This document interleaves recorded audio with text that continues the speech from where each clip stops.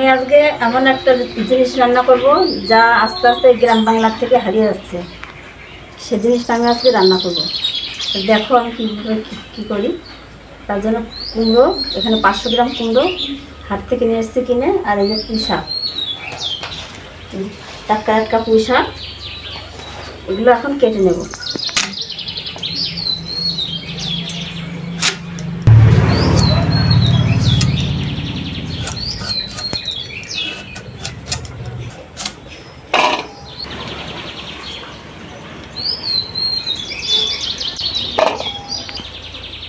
এবার পুঁই শাকটা কেটে নেব। এই রান্নাটা আগে অনুষ্ঠান বাড়ি দিত, এখন দেয় না। এখন পটল চিংড়ি, এঁচড় চিংড়ি এগুলো দেয়। আগে অনুষ্ঠান বাড়ি কত খেয়েছে, এগুলো হেবি সুন্দর লাগে। এই দিয়ে এক থালা ভাত খাওয়া যায়, অন্য কিছু লাগে না।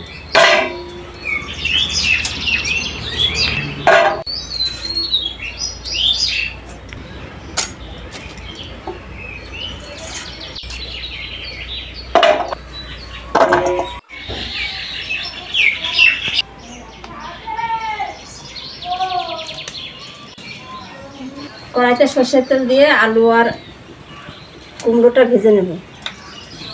এবার আমি আলুগুলো ভেজে নেব।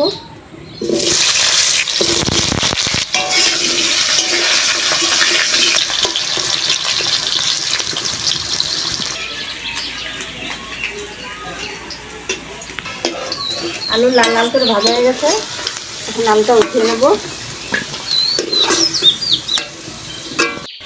এবার কুমড়োটা ভেজে নেব।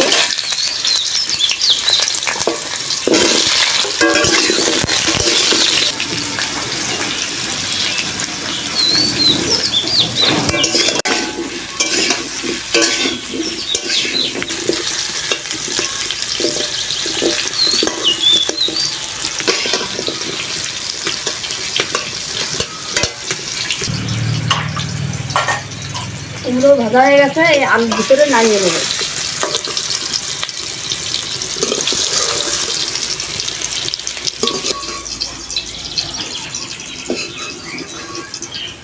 তেলের ভিতরে আর একটু তেল দিয়ে দেবো,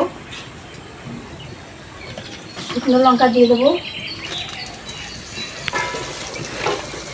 দুটো তেজপাতা ছিঁড়ে দিয়ে দিলাম, 5 ফোড়ন,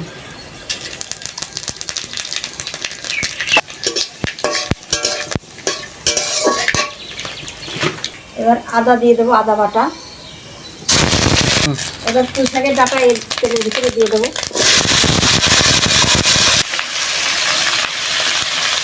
কাঁচা লঙ্কা সেরা দিয়ে দেবো কটা।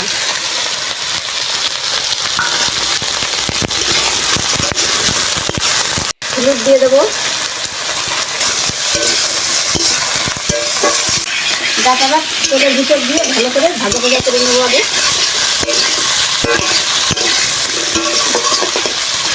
কাঁচা ছোলা সকালে ভিজে রেখেছিলাম, সে কাঁচা ছোলা দিয়ে দেবো এর ভিতরে। ডাটার ভিতরে দিয়ে সঙ্গে ভাজা করে দিয়ে দেবো।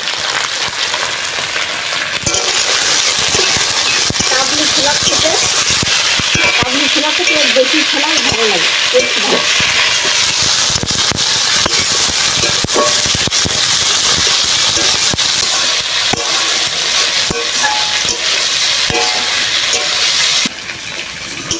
ডাটাগুলো ভাজা ভাজা হয়ে গেছে, আলু ভাজা আর কুমড়ো ভাজা দিয়ে দেবো।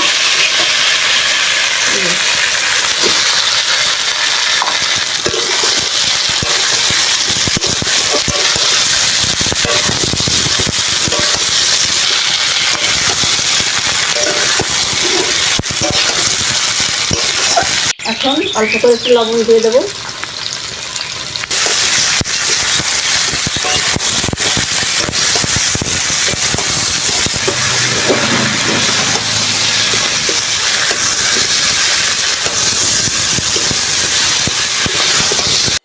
ভালো করে কষানো হয়ে গেছে সব একসঙ্গে, এখন জল দিয়ে দেবো।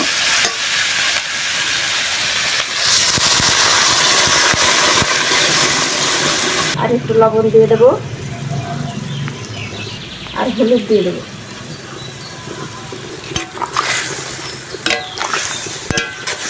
ঢাকা দিয়ে জাল দেবো।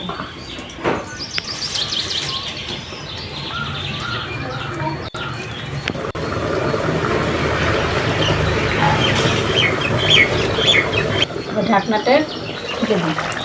দেখো কত সুন্দর জাল হচ্ছে, ঠকবক ঠকবক করে। তরকারি এরকম জাল না হলে ভালো টেস্ট হবে। কাঠের জালের স্বাদটাই আলাদা।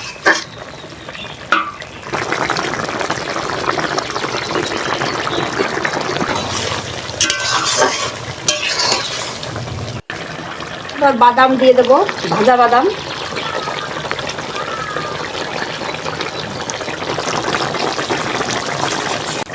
চিনি দিয়ে দেবো, চিনি দিলে টেস্টটা ভালো আসবে। ঘ্যাটে একটু চিনি না দিলে হয় না, মিষ্টি মিষ্টি না হলে ভালো হেভি টেস্ট লাগে।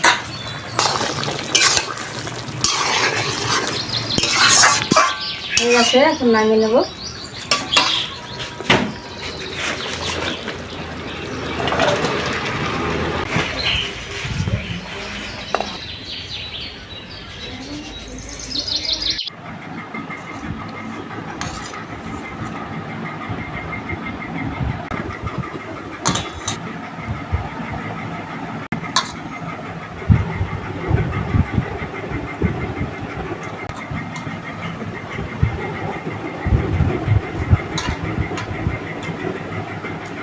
খুব সুন্দর হয়েছে বন্ধুরা, এরকম করে রান্না করে খেয়ে দেখবেন অনুষ্ঠান বাড়ির মতন খুব ভালো লাগে।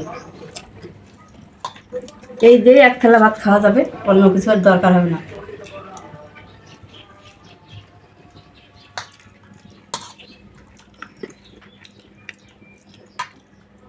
পুঁই শাকের কচি কচি ডাঁটা, এর ভিতরে এখনো আঁশ হয়নি।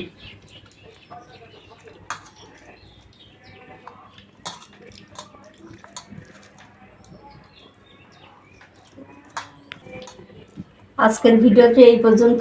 ভিডিওটি যদি ভালো লাগে একটা লাইক করবেন। আবার দেখা হচ্ছে নতুন ভিডিও।